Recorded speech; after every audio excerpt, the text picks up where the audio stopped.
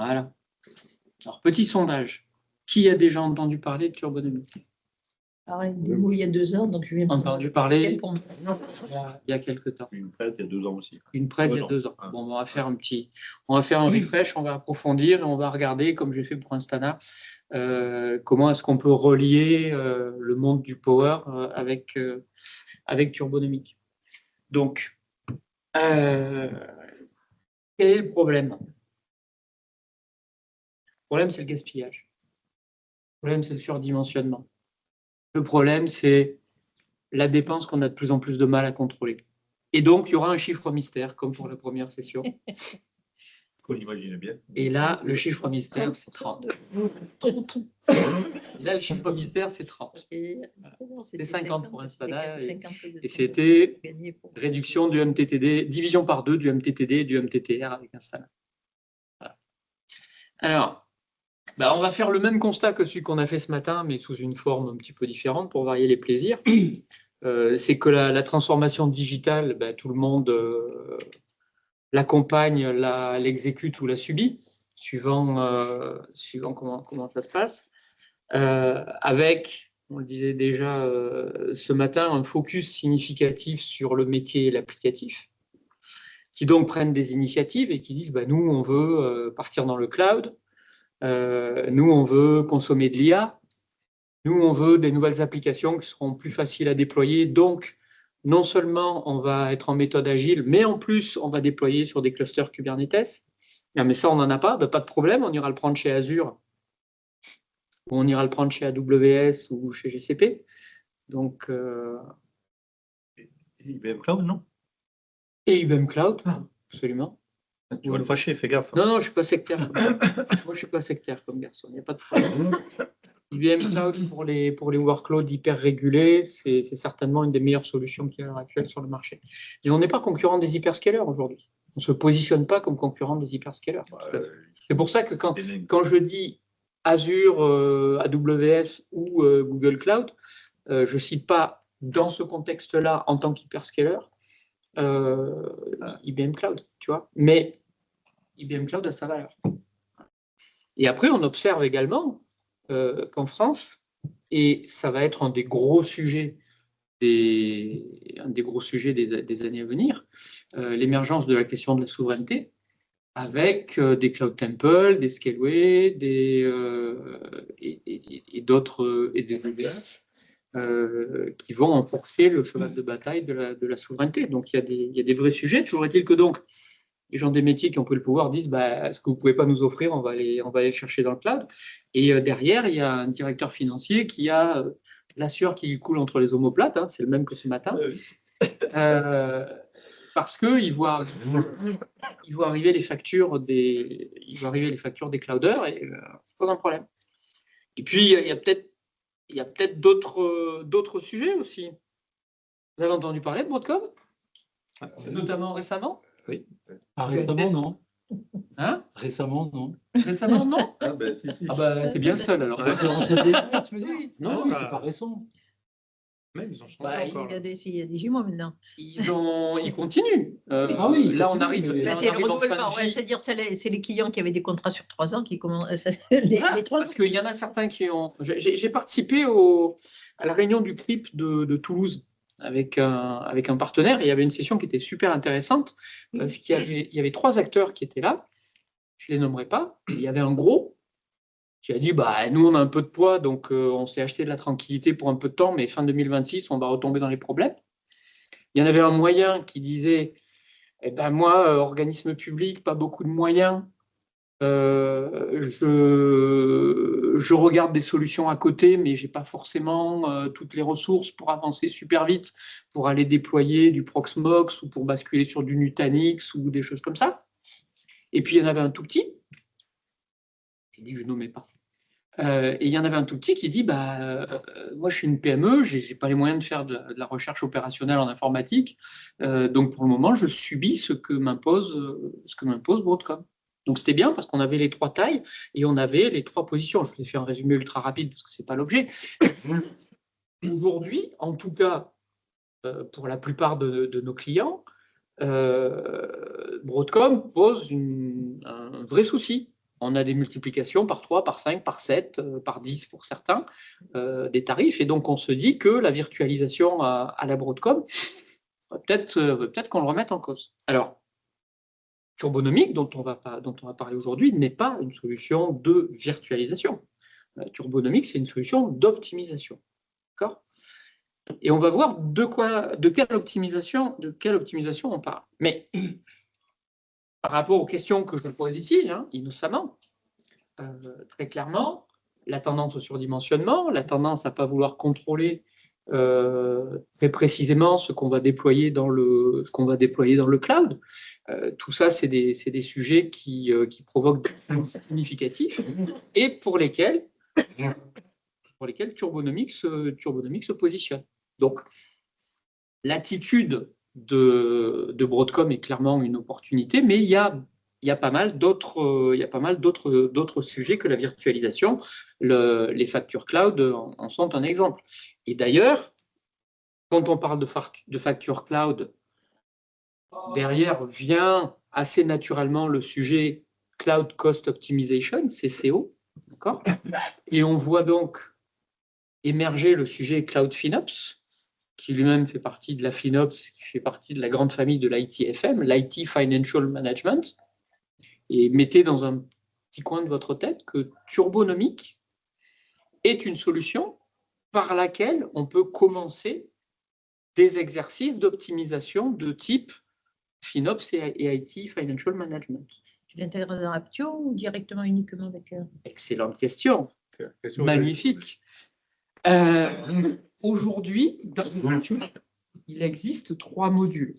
D'accord ? On a Aptio One, qui est le chapeau global de l'ITFM, avec un pendant de Project Portfolio Management qui est Target Process et Cloudability que tu viens de... Nous, en fait, c'est parce que nous, en tant que BP, on est revendeur, enfin, préconisateur, revendeur Aptio Cloudability. Alors, c'est pas mon équipe, donc c'est pour ça que... Ouais. Alors, Cloudability a été décliné en fait en comment on appelle ça, en versions différentes. Et dans le Cloudability Premium, on a Turbonomic qui arrive automatiquement. Okay. Et j'en parlerai pas aujourd'hui, mais on a une autre solution qui vient d'entrer dans le portefeuille de la team globale ITFM, qui s'appelle CubeCost, qui est le spécialiste de la maîtrise des coûts dans le contexte Cube, comme son nom l'indique, et qui va beaucoup plus loin que ce que fait Turbonomic et que bien sûr que ce que fait Cloudability sur cette optimisation des coûts, sachant que le ticket d'entrée sur CubeCost est à 0, puisqu'on a la possibilité de déployer sur un périmètre limité un CubeCost en pure open source. D'accord ? Voilà. Donc, on navigue dans ce milieu-là, dans toutes ces questions de limitation du gaspillage et d'optimisation des coûts. Et la limitation du gaspillage, ça veut également dire que les bénéfices qu'on va retirer du déploiement et de l'utilisation de Turbonomic vont avoir un effet vertueux sur la frugalité de votre informatique, donc sur le sujet Green IT, parce que le bon serveur, c'est le serveur qu'on ne fait pas fabriquer pour ne pas l'acheter, pour ne pas l'installer, pour ne pas le brancher, pour ne pas consommer d'électricité, pour ne pas faire une flotte et de ressources d'une salle de clim, et pour ensuite ne pas le recycler. Le bon serveur, c'est le serveur qui n'existe pas. D'accord ? On a des références sur Turbonomic dans lesquelles un client disait pendant 18 mois, grâce aux optimisations de Turbonomic, pendant 18 mois, je n'ai pas acheté une bécane. Alors, je sais que pour des vendeurs de power, ça peut être une mauvaise nouvelle. Maintenant, aujourd'hui, tous les clients finaux sont attentifs, on va l'exprimer comme ça, sont attentifs à leur coût informatique. Et si nos partenaires jouent leur devoir de conseil en disant on va vous aider à n'acheter vraiment que ce qu'il faut, ça crée une autre relation avec le client final. On va l'aider dans sa démarche vertueuse d'une informatique frugale et de Green IT. Et Les bénéfices de Turbonomic ne vont pas s'arrêter là, parce que donc j'en ai déjà cité deux. Le premier, c'est la limitation des coûts, que ce soit dans le cloud ou on-prem, mais, et c'était la mission initiale de Turbonomic, Turbonomic existait pour garantir la performance des applications. Ouais, fixer au meilleur coût, et je n'ai pas écrit de façon frugale, mais ça fait partie du truc, mais le début de la phrase, c'est « garantit la performance de vos applications ». Parce qu'en fait, à l'origine, Turbonomic était également là pour dire « là, j'ai un goulot d'étranglement sur telle application, la heap size sature, les I/O ne sont pas suffisamment rapides, il me manque 2 CPU pour arriver à faire tourner correctement cette VM », et ça tournait souvent sur du VMware. D'accord ? Donc, on avait en première ligne le fait de dire on va garantir la performance d'application. Parce qu'en fin de compte, vous feriez tout tourner sur un Intel 286. En termes de coût, ça serait top moumoute. Mais en termes de performance, vous auriez peut-être un petit problème. Okay ? Même sur mon téléphone, qui est censé être un truc hyper puissant, avec je ne sais plus combien de cœurs, etc., parce que maintenant, là-dedans, dans un téléphone, on a la puissance d'un Cray dernière génération, jusqu'à ce que le Cray décède. Donc, on doit donc faire un arbitrage entre les bonnes ressources, le niveau de performance qu'on veut avoir. Donc, faire un arbitrage, ça veut dire quoi ? Ça veut dire aller sniffer ce qui se passe en permanence sur l'ensemble d'un parc, et en fonction de ça, regarder où est-ce que je gaspille, où est-ce qu'il me manque des ressources, et derrière, proposer des actions, voire même les exécuter, pour aboutir à un meilleur usage de l'infrastructure qui est en place en garantissant les performances. En gros, j'ai fini. Là, je vous ai raconté tout le cadre général. On va quand même descendre un petit peu dans le détail. Donc, j'ai évoqué le sujet de la FinOps. Là où c'est intéressant, vous avez entendu parler de la FinOps Foundation ? Non, ça ne vous dit rien ?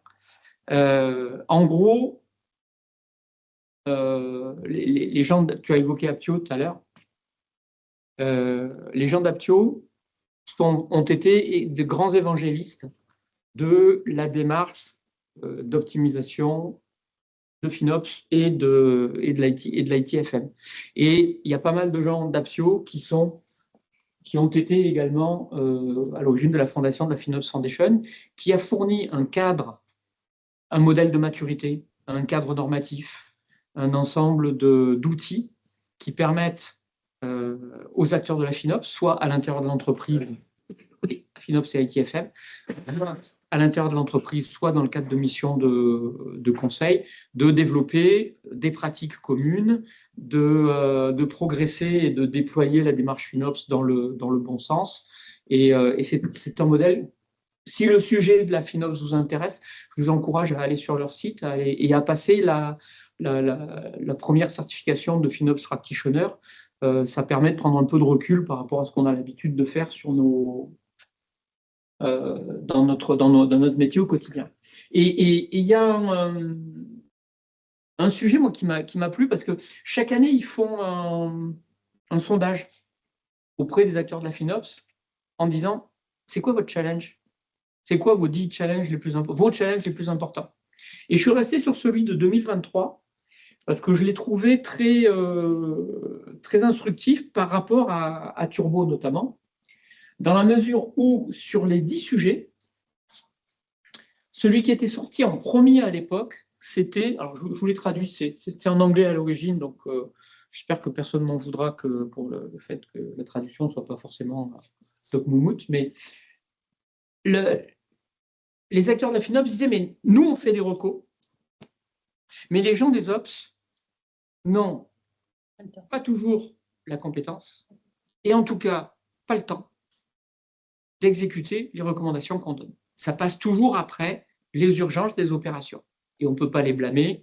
Voir la session de ce matin sur tout ce qui est tombé sur le dos des Ops, avec la multiplication des technos, l'ouverture vers le cloud, l'étirement des applications à 3 endroits différents. La vie des ops est devenue beaucoup plus difficile. Si on ajoute l'agilité avec la fin de vie du processus Util Release Management remplacé par CI/CD, les ops aujourd'hui sont seulement dans la panade. Elles n'ont pas beaucoup de temps, donc ce n'est pas surprenant que les optimisations passent après les urgences.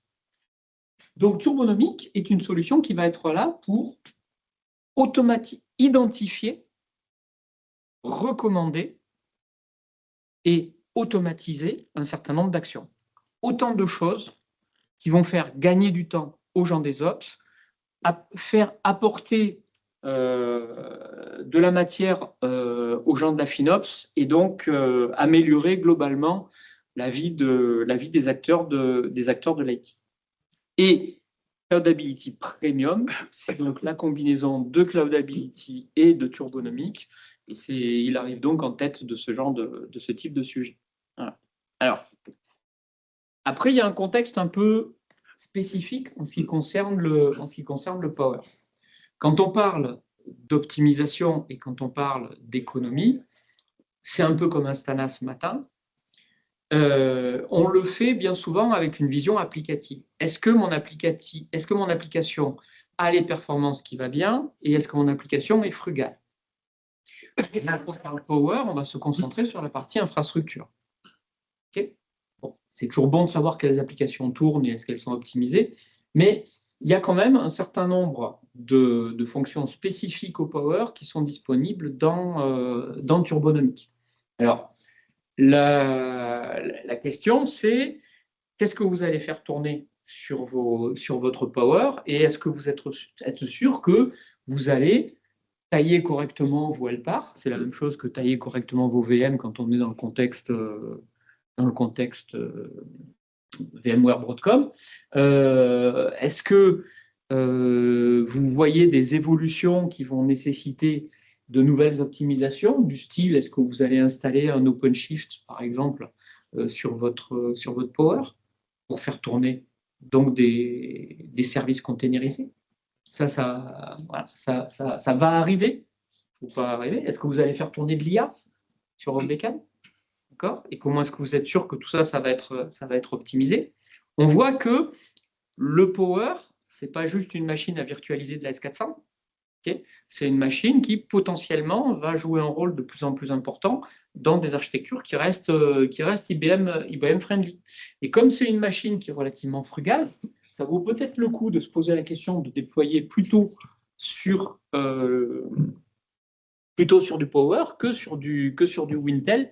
Donc, on a intérêt à montrer que le Power est une machine frugale, que dans le parc global qu'on va optimiser, elle a des performances et une consommation qui sont intéressantes.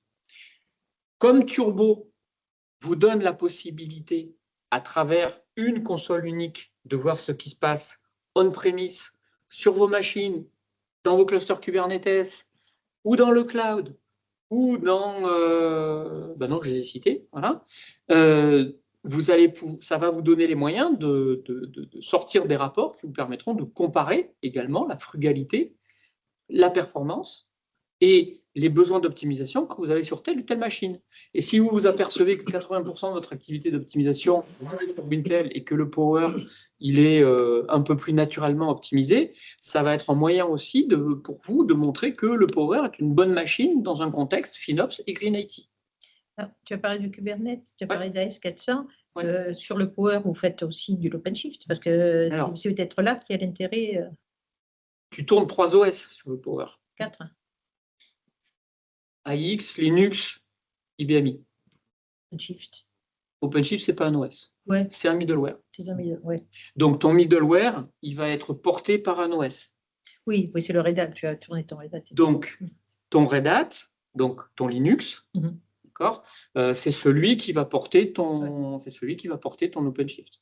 Alors, on sait faire de l'OpenShift sur bare metal aussi.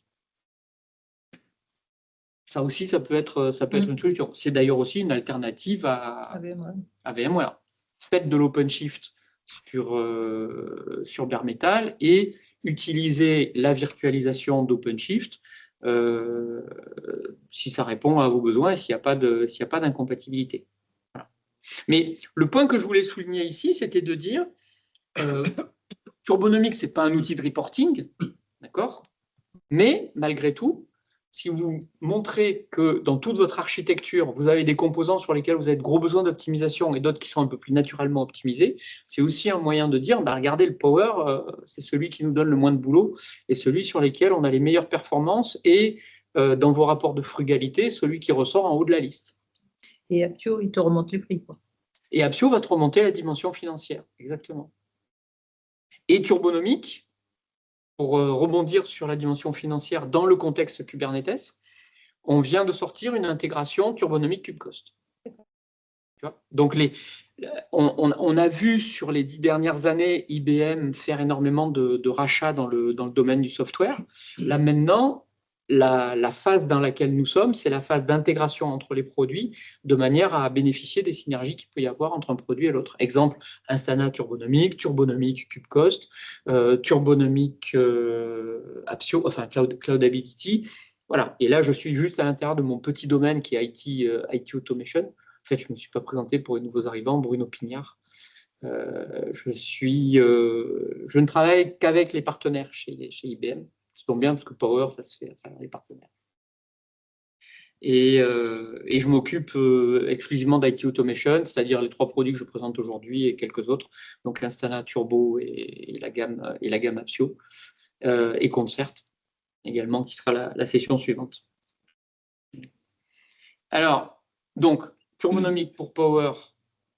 Aujourd'hui, on n'a pas encore le Power 11 dans Turbonomic, mais ça ne saurait tarder. Okay. Donc, ça va permettre de contribuer à la maîtrise des topologies, un peu comme on le faisait avec Instana par la découverte des LPAR et des systèmes. Ça va permettre de remonter toutes les métriques qui vont bien et donc de regarder en termes de dimensionnement si on est bon. Ça va permettre de suivre la consommation électrique. Donc, on va récupérer toutes les données d'infrastructure qui vont contribuer à l'optimisation. La consommation électrique, tu fais comment? Il faut que tu aies des PDU intelligentes dans ce cas-là. Il y a beaucoup de clients qui ont des PDU intelligentes. Alors, pas forcément beaucoup, mais il y a aussi la possibilité. Alors, c'est un sujet qui est un peu nouveau là-dessus. Je pense qu'il y aura encore des améliorations à venir.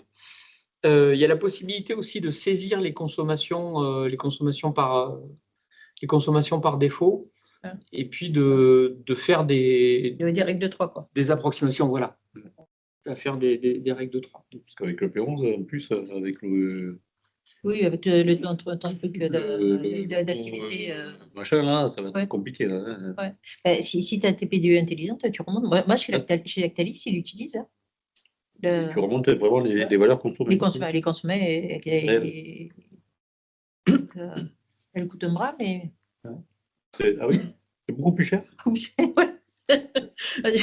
m'en suis aperçue parce que les nouvelles machines, je les ai livrées avec des PDU standards. Ils m'ont dit j'arrive, si vous ne m'aviez pas dit que vous vouliez être intelligente, vous m'avez demandé le meilleur prix. Je vous ai mis ah ouais, mais on peut les rajouter. Là, je les ai mis en MES. Oh putain. Ça fait mal. Oui. Pour les prises électriques, ça fait quand même doucement rigoler. Oui, mais bon. 8 000 balles pour 4 prises électriques, quoi. Oui, mais tu as les remontées. Voilà. Il les faut maintenant. Voilà. Jusqu'à quand? Parce que là, ils sont en train de démonter tout ce qui est reporting CSRD. Ouais, et bon. Donc, après, je ne sais pas ce que ça va devenir, tout ça. Ça va être obligatoire. On verra.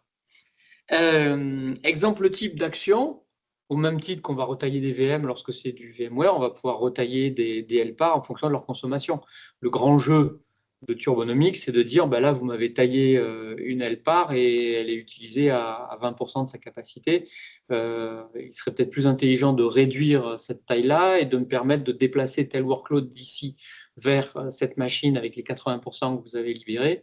Ce qui me permettra de libérer complètement cette machine pour autre chose ou de la mettre à disposition des nouveaux projets.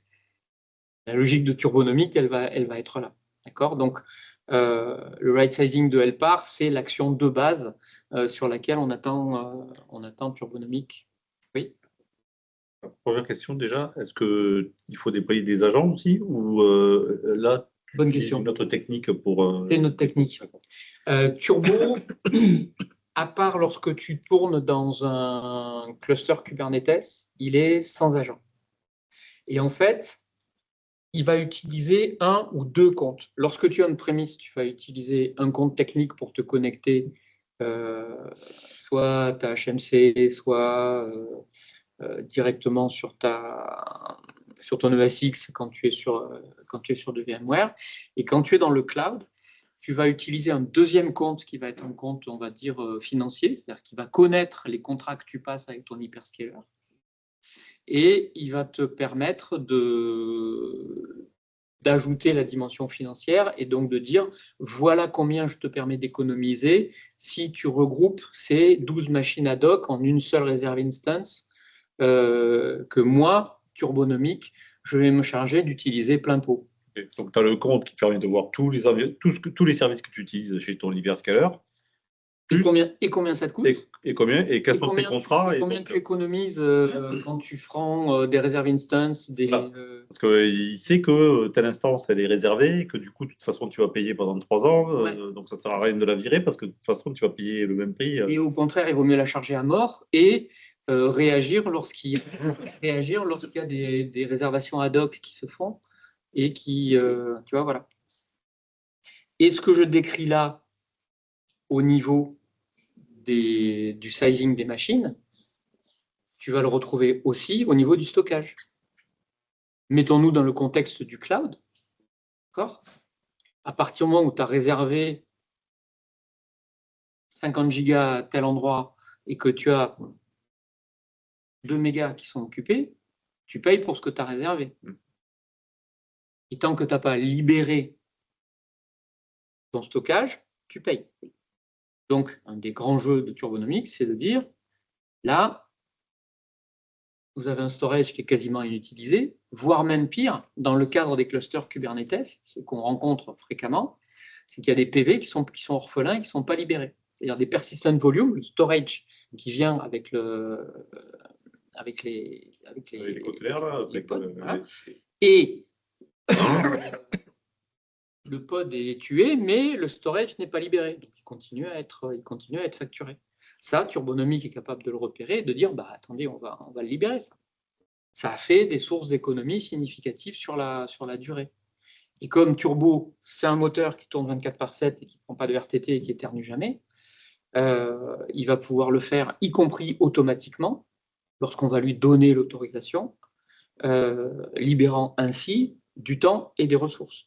Et ça, c'est un point qui est assez important aussi, c'est que si quelqu'un n'est pas là pendant le week-end et qu'il y a besoin de faire quelque chose et que Turbonomic peut le faire de manière automatique, ça rentre aussi dans les gains que permet Turbonomic. Donc, la valeur totale de Turbonomic, c'est vraiment une valeur totale, c'est un TCO qu'il faut faire. Et tu as la possibilité d'établir des règles, une policy, oui. En disant telle appli ne doit pas tourner sur la même machine que telle appli ou dans la même zone. Tu définis le périmètre d'analyse de Turbo, tu définis jusqu'à des règles d'anti-affinité en disant ça et ça, c'est incompatible. Ce sont deux tags que je ne vais jamais faire cohabiter parce que, je dis n'importe quoi, c'est une version de JVM qui est incompatible. Ouais, il y a les clusters, il y a tout ça. Voilà, tout à fait. Pas que ça tourne sur la même machine. Et tu peux même t'en servir pour faire de la migration au fil de l'eau. Du style, tu ouvres une nouvelle machine qui est nettement moins chère, plus grosse et plus performante, et tu veux la charger comme une mule.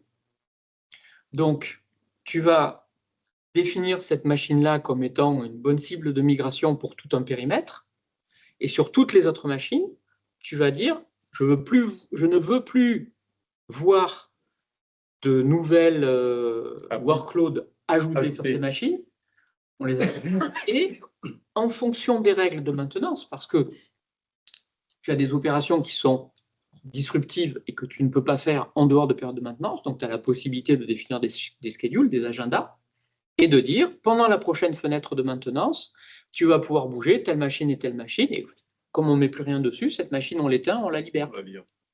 D'accord ? Donc, c'est en plus une aide à la migration. Et tout ce qui est seuil d'utilisation, considère que c'est pareil, c'est le client qui les définit. Par exemple, Alors, taux d'utilisation de Ouais, stockage. tout ça, ça peut se paramétrer. Tout ça, ça peut se paramétrer, effectivement. Tu vas définir des règles de gestion où tu vas dire, je vise de charger cette machine jusqu'à tel seuil. D'accord. Autre chose intéressante, euh, j'ai évoqué la possibilité de faire de l'automatisation. C'est encore un moyen de libérer du temps aux équipes de production. On sait s'intégrer à peu près avec n'importe quel API, service REST ou webhook. Et donc, ça permet de faire des demandes d'action. Quand il y a des tickets pour faire des changes, on est capable de soumettre ces tickets à partir de Turbonomic lorsque c'est à l'extérieur. Et on sait aussi exécuter des playbooks dans Ansible. Et on sait faire des workflows simples dans lesquels un humain intervient, c'est-à-dire que on peut attendre l'approbation d'un humain avant d'exécuter une action. Donc, on dispose de toutes les bases pour pouvoir monter en gamme sur l'automatisation, parce que le premier stade, c'est de dire « donne-moi les recos » et c'est moi qui fais tout. Le deuxième stade, c'est de dire « tu vas me demander l'autorisation, mais je te laisse exécuter ».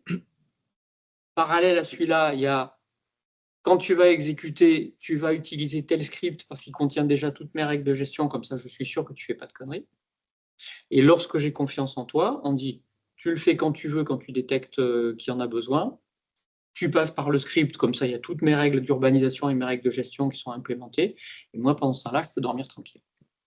Okay, donc on peut grader, on va dire, le degré d'automatisation qu'on va avoir avec Turbonomic.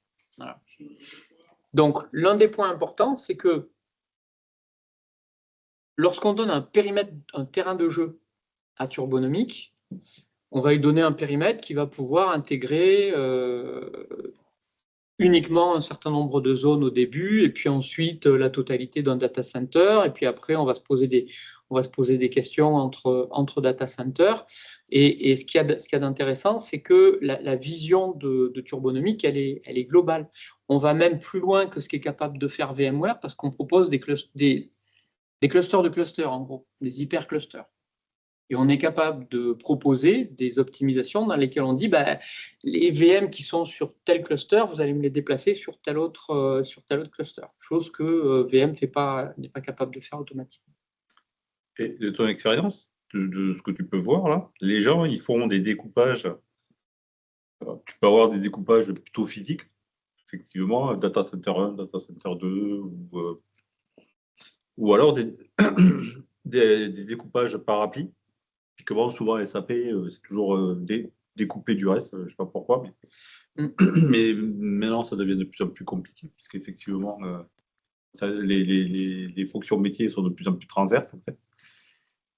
Et donc, tu pourrais avoir un découpage par fonction de métier, ou par grosse fonction de métier, je sais pas, alors, ou finance, ou alors même dans un métier, dire, je fais tout ça, ça concerne ma chaîne logistique. Ça, tu le fais plutôt par tagging maintenant, en général. Il y a de moins en moins de logique technique pour ça, sauf si tu as des raisons de sécurité. Tu vois, dans lesquelles tu dis, là, j'ai une zone de haute sécurité, il n'y a personne qui va poser quoi que ce soit à cet endroit-là. Mais sinon, tu vas plus t'en servir pour les notions de coût, parce que pour les notions de coût, tu vas faire du tagging et derrière, tu vas faire de la FinOps. Quand tu regardes, on parlait de Cloudability tout à l'heure. Oui, c'est que des tags, oui, ça c'est vrai. La première chose que tu fais sur Cloudability, c'est il te dit que 50% des machins que tu me demandes de regarder, ils ne sont pas tagués, donc moi, je ne peux pas te faire de showback dessus. Oui. Tu vois ? Donc, et la logique consistant à dire, j'ai mon serveur de dev, mon serveur de test, mon serveur d'intégration, mon serveur de pré-prod, mon serveur de prod, c'est un truc qui économiquement tient de moins en moins la route. Donc, l'isolation des projets, elle va être de plus en plus difficile à cause des contraintes économiques. Donc, il va falloir arriver à faire une segmentation intelligente. Alors ça, c'est pas simple. Ah ben oui, parce que les équipes projets... Je ne les vois pas trop... Les équipes projets ne sont pas d'accord. Partagées, ah ouais, ça c'est clair. Ben ouais. Sauf que quand on va leur dire, vous allez faire avec le budget qu'on vous donne, il va bien falloir qu'elle trouve des solutions. Oui, mais sauf que les gens, ils vont dans le cloud et Ouais, l'équipe mais dans le projet cloud, elle travaille avec ces tailles de machines qu'il lui faut, mais ils ne partagent pas. ils ne partagent pas. Et dans le pire des cas, ça fait de la shadow IT et tout ce que tu vois, c'est une facture qui ressort et qui est monstrueuse. Et donc là, tu reviens sur le sujet tagging et FinOps. Si tu veux, c'est le Tagging, début. FinOps, ça, je suis d'accord. On est au début de l'histoire. Partager les machines. Ben, tu vas faire du. Turbonomic propose une alternative au partage des machines. Turbonomic dit on va faire du right sizing. D'accord. Les clusters Kubernetes sont basés sur une logique de zéro trust. Donc, ce qui est dans mon périmètre, c'est à moi, mais tu vas devoir le sizer correctement. Les VM, c'est la même chose. On va, avec Turbonomic, identifier que là, tu tournes à 30% de la capacité de ta bécane et on va te dire, ben non, tu vas rendre cette CPU, tu ne fais pas suer. Turbonomics, c'est un peu un empêcheur de tourner en rond de ce point de vue-là, parce qu'il oblige à la transparence. Déjà, il va falloir que le chef de projet ou le responsable de l'infrastructure du truc, il explique pourquoi il ne veut pas que Turbonomics vienne regarder ce que consomment ses machines. Surtout si c'est dans Azure ou dans AWS et qu'au-dessus de lui, il y a un directeur financier qui va arriver à la note globale. Oui, ça. Tu vois, le cercle petit à petit, l'étau est en train de se resserrer. Et les pratiques de précaré disant non, mais moi, il n'y a pas de problème, ils ont la place de poser la chaise longue. C'est terminé, ça ne marche plus. Oui, ça, je suis d'accord. Voilà. Donc, tu vois, là, on est en plein dans la logique turbo. Alors, pour finir, là, sur Turbo, là, c'est pareil, tu as un système de tagging, tu peux taguer ouais, tu as une notion de tag aussi, et tu peux baser des règles de gestion sur des tags. sur les tags. Ouais. Alors, donc, la première chose que va faire Turbo, ça va être de remonter de l'information. Hein, on est dans la même logique que ce matin. Le premier truc à faire, c'est de faire de l'observation, donc de l'observabilité. Et pour ça, Turbo est même peu sectaire, pour ne pas dire pas sectaire du tout, puisque Qui prend Dynatrace, oui. AppDynamics, Dynatrace, Datadog, ah mince, on n'a même pas Instana dans le...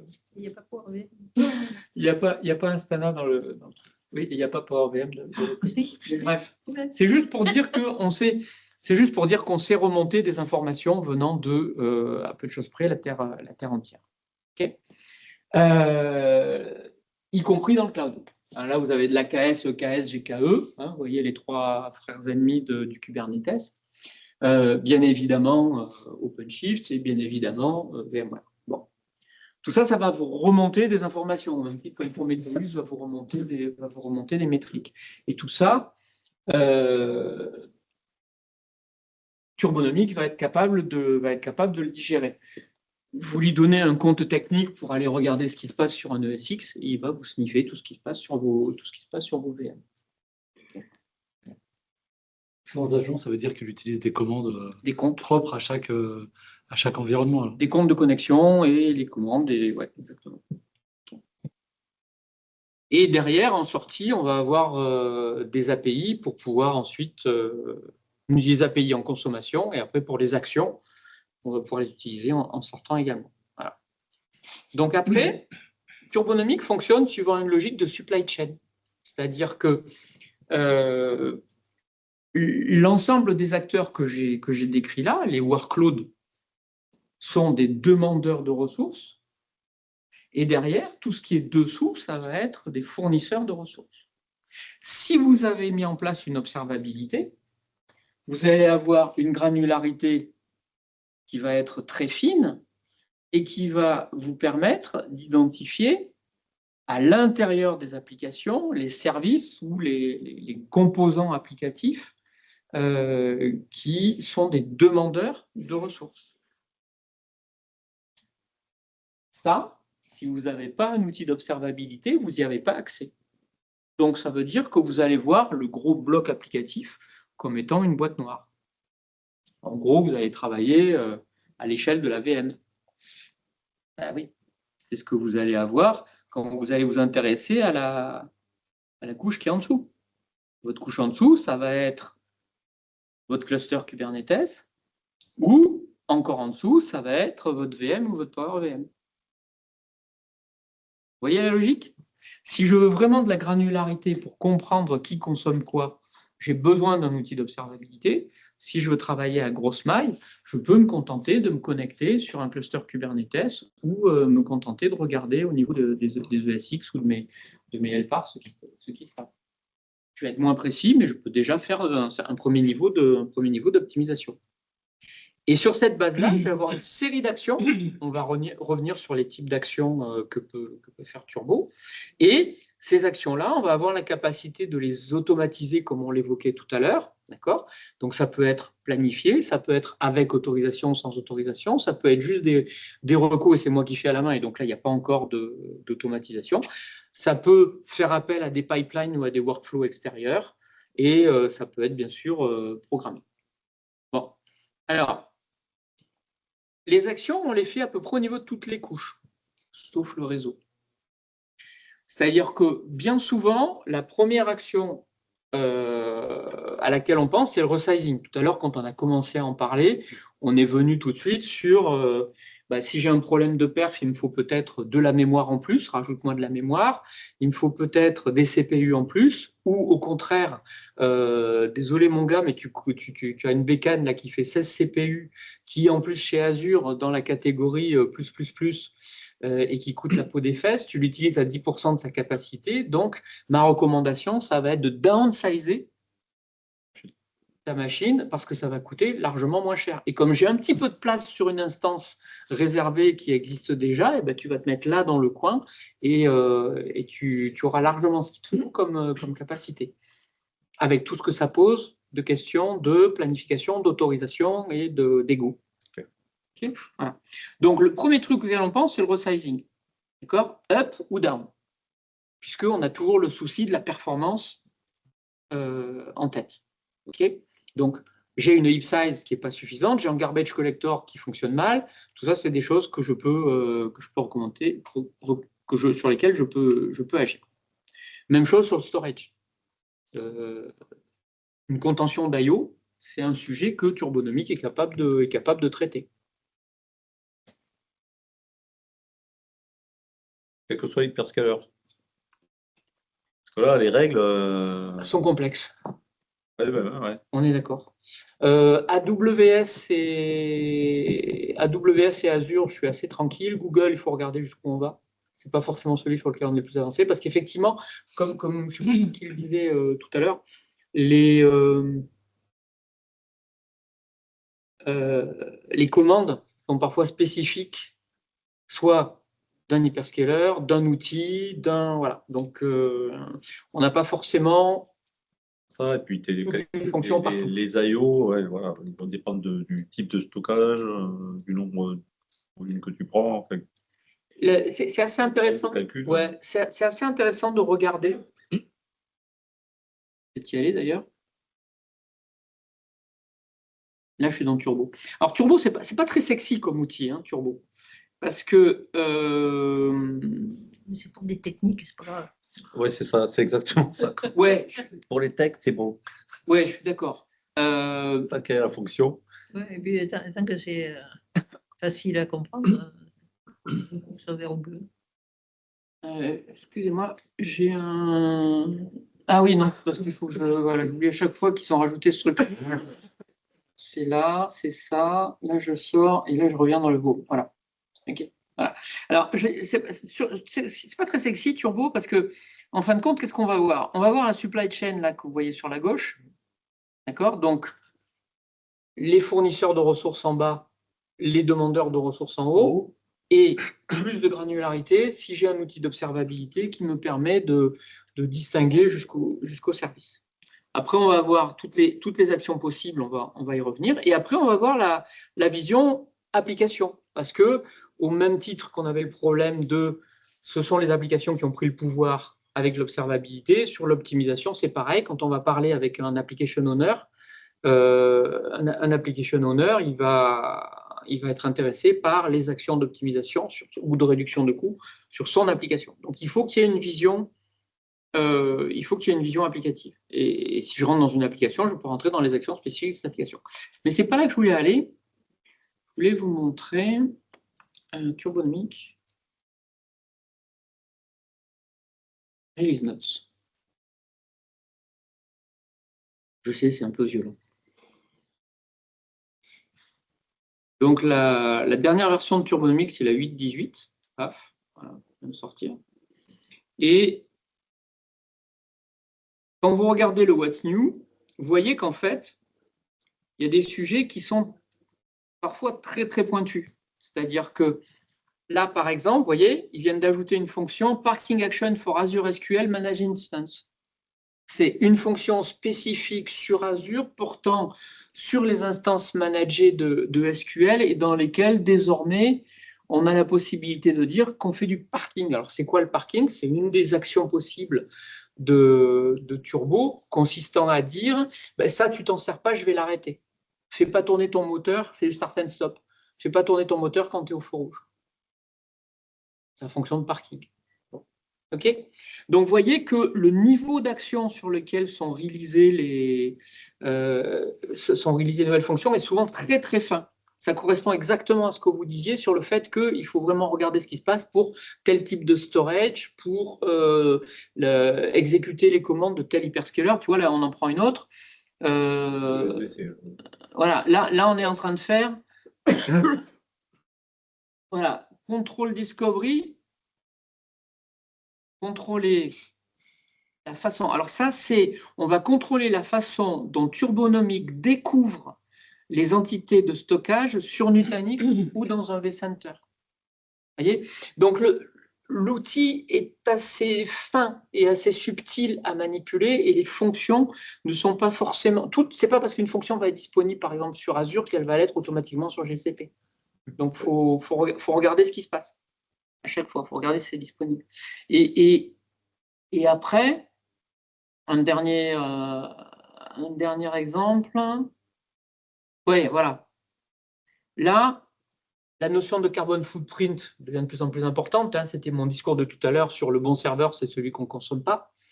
Donc, on a rajouté des données d'usage pour la partie on-prem.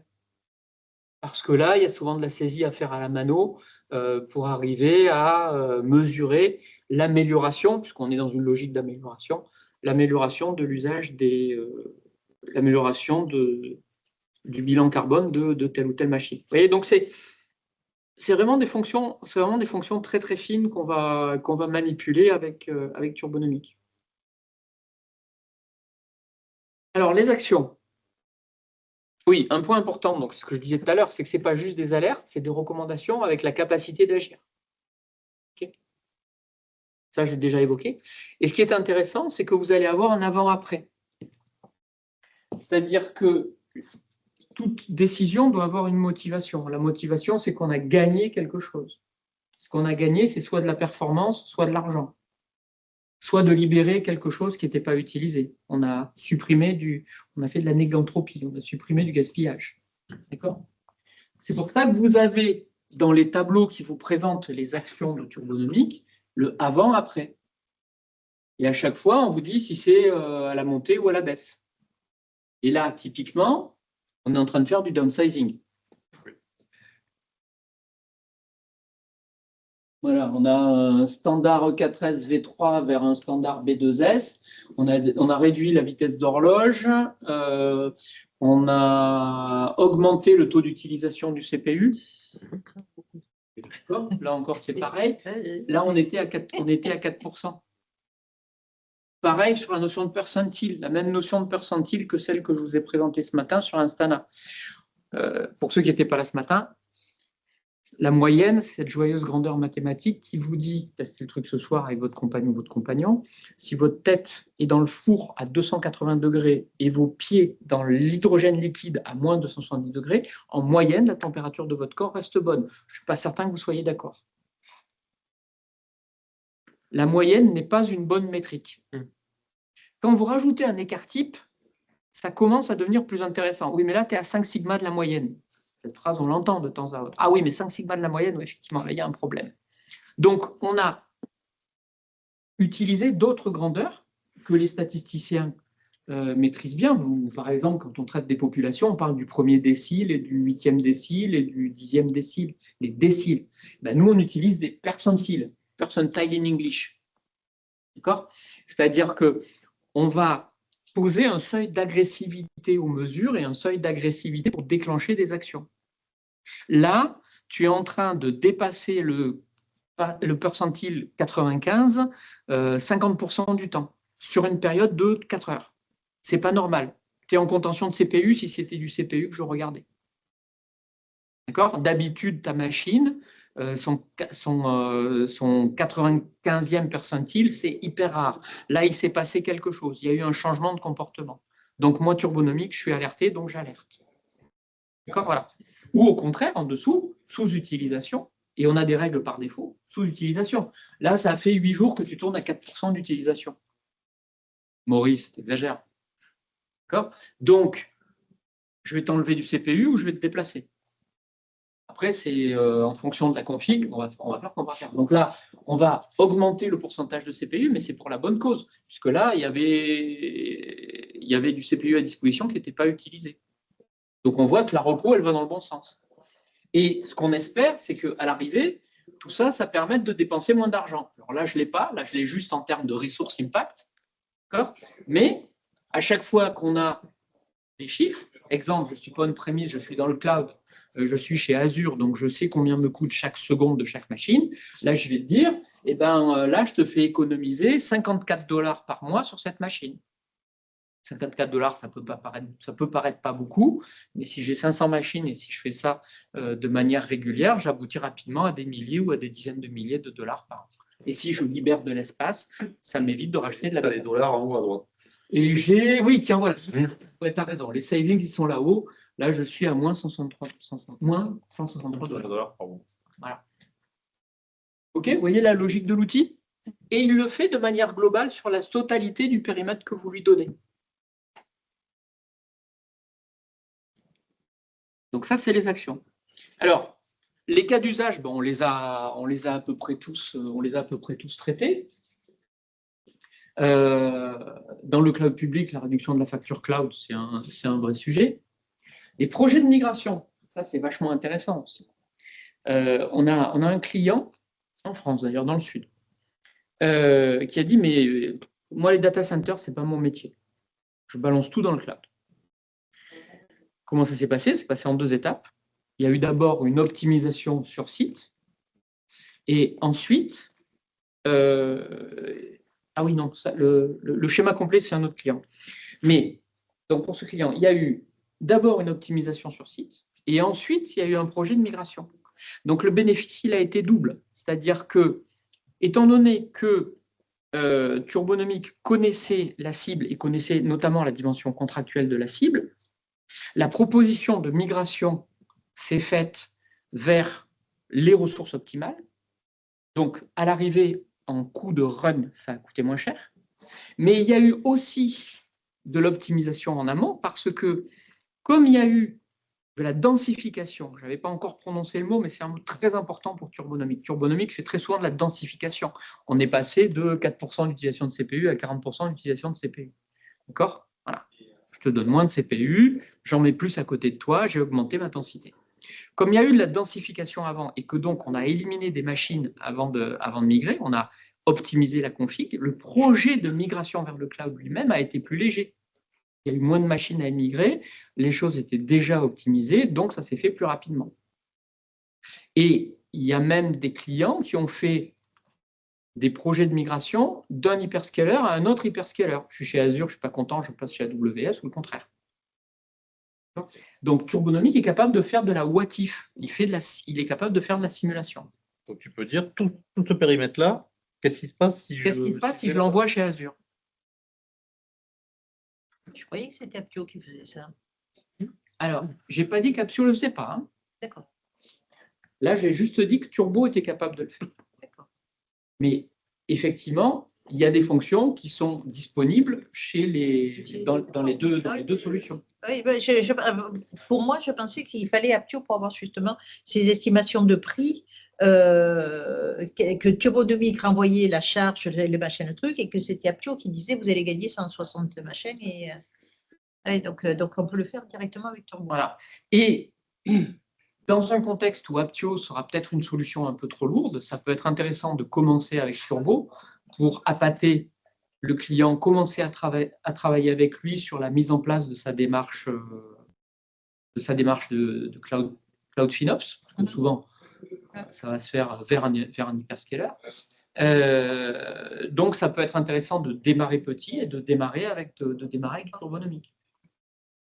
Tu vois, après, moi, là, dans ces cas-là, je m'en remets à l'expertise de mes partenaires qui vont me dire, oui, mais Bruno, dans ce contexte, non, on va quand même partir avec Aptio parce qu'il y a d'autres dimensions d'Aptio qu'on veut déployer rapidement, notamment toute la logique de démarche FinOps avec toute cette notion de tagging qu'il faut améliorer. Et là, l'amélioration du tagging de manière à faire du vrai bon showback, c'est clair que c'est avec du Cloudability que tu vas le faire. C'est la question que j'allais te poser. Moi, j'ai l'impression que, en fait, les clients, parce qu'il y a la finance, parce que machin, et donc ça va être tagué comme infra, on va dire, tu vois. Ils vont plutôt démarrer avec Aptio. Et moi, ce que j'ai vu, c'est que ils ont posé Aptio en premier. Oui, mais ça dépend des sponsors en fait du projet. En fonction de l'endroit où se situent les sponsors, ils vont avoir la sensibilité machine ou la sensibilité finance, et ils vont peut-être penser le truc de manière différente. Je pense que avant de prendre la décision, c'est bon de mettre tous les acteurs autour de la table de manière à prendre une décision véritablement 360. Parce que je ne suis pas en train de dire que les gens de la finance ont tort ou que les gens plus orientés machine ont tort. Je suis en train de dire qu'on vous donne la possibilité de sortir le meilleur des deux mondes et de choisir quel est le meilleur chemin pour vous. D'accord ? Pour vous lancer dans une démarche dans laquelle, de toute façon, à l'arrivée, vous aurez besoin des deux et vous allez rajouter KubeCos parce que petit à petit, vous allez basculer via la réécriture de vos applications sur du microservice, de l'agile et du cube. Tu vois ? J'ai tellement l'impression que les équipes infra ne sont plus beaucoup écoutées. C'est pour ça que je disais que ce matin que je fais des sessions d'ouverture de chakra. Je partage, hein. Totalement. Ouais. Et aujourd'hui, j'ai l'impression qu'elles subissent. Mais intéressez-vous. En vous intéressant à ces sujets-là, je pense que, et en aidant les équipes infra à s'intéresser à ces sujets-là, je pense que vous les aidez à se remettre dans le game. Oui, c'est vrai. C'est pour ça que je dis que mes sessions sont des sessions d'ouverture de chakra. Oui, c'est vrai. Tu vois ? Parce que, et d'ailleurs, ça se voit, hein, l'assistance, Oui. elle est pas énorme ici, mais parce que je pense qu'il y a un certain nombre d'acteurs qui n'ont pas encore totalement pris conscience de l'importance de ces sujets-là, pour eux. Ah oui, non, c'est clair. OK ? Alors. Et donc, les leviers que Turbonomic active, on les a déjà un petit peu tous évoqués. La première chose, c'est le redimensionnement ou le déplacement. D'accord ? Ça, c'est l'essentiel du game, on va dire. Ensuite, il y a le fait de dire, ouais, mais tu es dans le cloud, on va te réserver des choses qui vont te permettre de déplacer vers des endroits où les coûts sont divisés par 2. Donc, la notion de reserve instance, la notion de savings, les saving plans des hyperscalers deviennent hyper importants pour Turbonomic. Parce que maintenant, si j'ai bien compris, mais là, j'atteins les limites de mes connaissances sur le sujet, si j'ai bien compris, on a de moins en moins de reserve instance et de plus en plus de saving plans, parce que c'est beaucoup plus flexible dans l'utilisation. Mais quand même, tu as nettement moins de réduction. Hein. Avec le reserve, tu peux avoir des 60%. Avec le saving, tu n'as plus que 45-50. Donc, ce n'est pas si radical que ça. C'est pas si radical que ça, mais ça te permet de changer plus. Parce que sinon, avec le reserve, si tu veux changer, tu es obligé de rester sur la même gamme et de prendre plus gros. En fait, le problème du reserve, c'est que pardon, tu ne peux pas descendre. Voilà, tu peux pas descendre. Alors que le saving, tu peux mélanger. C'est-à-dire, si tu en avais une de 32, tu peux mettre deux de 16. Ouais. Donc, tu ne veux pas baisser au total, quoi, mais tu peux mettre. Donc, D'accord. Donc, tu as des vrais calculs à faire. ouais, D'où mais l'intérêt tu d'un as cloud un saving, tu as moins de réduction. D'où l'intérêt d'un cloudability Voilà. qui va vraiment être dans la finesse Ouais. sur ces sujets-là. Ouais. Bon, d'accord. Mais Donc, les ces clients, deux-là. d'accord, ils partent sur du saving, en fait. Alors, sur SAP, ils partent plutôt sur du reserved parce que SAP, je veux dire, tu ne bouges pas. Ouais, Donc, tu moi, bouges pas. moi mes clients partent plutôt sur du reserved parce qu'une fois que tu as ton SAP Ouais, installé, il ne bouge pas. Pour la Masana, mais pas pour le reste. Tu as ton pied de Non, conso. plus pour et plus à la limite pour la Basana parce qu'ils vont vouloir voir l'évolution parce que là c'est là que tu as du fric, mais les AS tu t'en tapes si tu en as un, tu en as deux, tu en rajoutes un troisième, un quatrième, un cinquième en croisant, donc Eux, ils sont même pas dans. Oui, il y a un saving plan, enfin, ils sont dans le contrat global de consommation, mais ça dessus. On peut finir à quelle heure tu as 10 minutes de retard. J'ai 10 minutes de retard déjà. Donc je regarde le. D'accord, ok. Bon, je vais m'arrêter alors. Et donc, les autres actions, ça va On continue avec toi avec concert, c'est ça? Parce que là, en fait,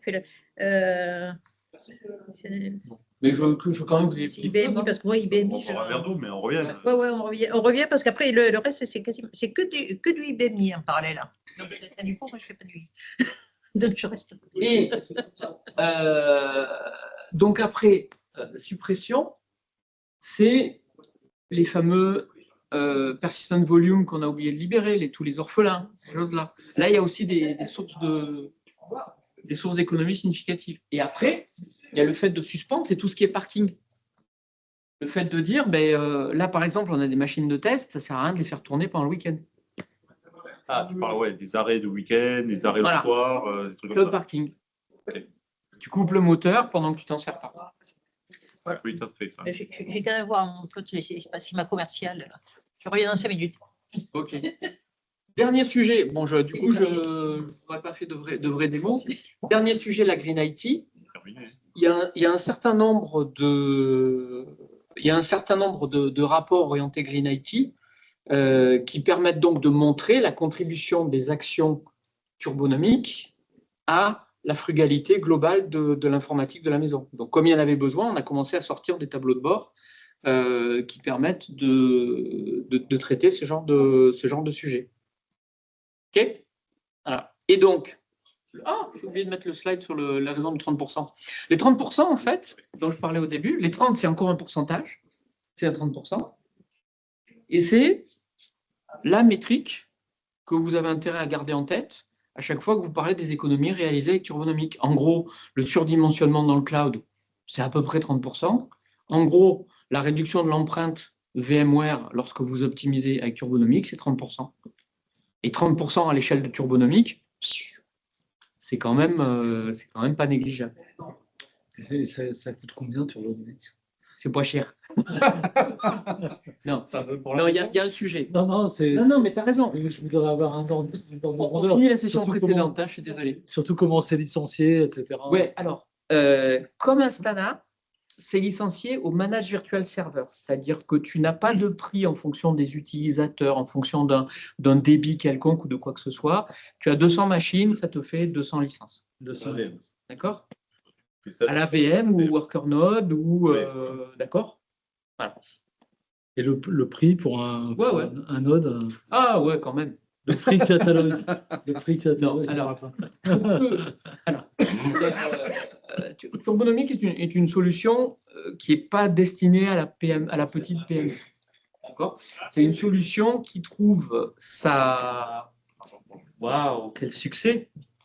Ça y va. Allez-y, on est sur l'ancienne. Ouais, on est sur l'after de la précédente. Mais rentrez. C'était les derniers mots. Mais Turbonomic, on va dire que tu arrives à un TCO intéressant lorsque tu commences à avoir quelque chose comme 500 bécanes, à peu près. Pourquoi ? Parce que les optimisations, tant que tu peux les faire par une personne, un ETP, tu ne vas pas forcément avoir une grosse valeur ajoutée. Mais l'équation, elle est devenue beaucoup plus difficile à faire parce que ça va dépendre aussi de ce que tu vas négocier côté VMware, ça va dépendre de ton usage dans le cloud, ça va dépendre de pas mal de facteurs. Mais on est à quelques dizaines d'euros par mois et par et par mois et par VM, et par MVS, Managed Virtual Server. Voilà. Est-ce qu'un container, c'est un MVS? C'est pas un container, un worker node. Parce que l'équivalent dans le monde Kubernetes d'une VM ou d'une LPAR, c'est un worker node, à peu de choses près, on va dire. C'est plutôt un worker node. C'est un container. Non, c'est pas un container, un worker node. Sur un worker node, Oui, 1000 applis. sur un worker node, tu vas pouvoir faire tourner des pods, et ces pods vont eux-mêmes faire tourner des services et des microservices. Donc, tu as un facteur multiplicateur à chaque fois. Nous, c'est la machine qui est dessous, le worker node qu'on facture. Quel que soit le nombre de pods que tu as dedans. Et quel que soit le nombre de cœurs de ton worker node. Tu vois, on n'a pas de facturation au cœur. D'accord. Voilà. Petite pause de 2 minutes pour ceux qui ont besoin de boire un coup.